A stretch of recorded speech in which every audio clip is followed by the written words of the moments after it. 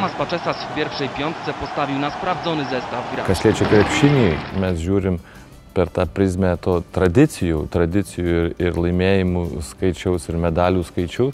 Tai aišku, mes jaučiamės geresni, o iš tikrųjų buvo maloniai nustebintas. Lenkai patys kaip ir gali labai domisi, labai trokšta, nori kažkur būti geriausi ir jie labai domisi rinktinės rezultatais. Po žaidėm Sopote, tai labai dažnai varžybas ateidavo ir ministrai, ir dabartinis premjeras Donaldas Tuskas.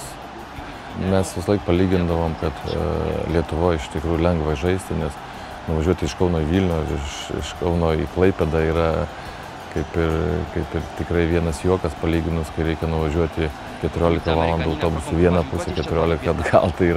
Tai yra iššūkis iš tikrųjų. Kai tokios kelionės, tai su vairuotojai, su visų aptarnaujančiu personalu, būdavo vis laik tos mini istorinės kovos, kas prie ko prisijungė, kas ką užvaldė, kas ką apgavo.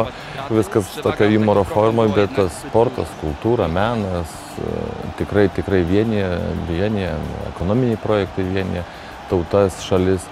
Bet aš galvoju visų pirma, tu kaip asmuo ir asmenybė, kodėl tu bendrauji, todėl kad tu laimi.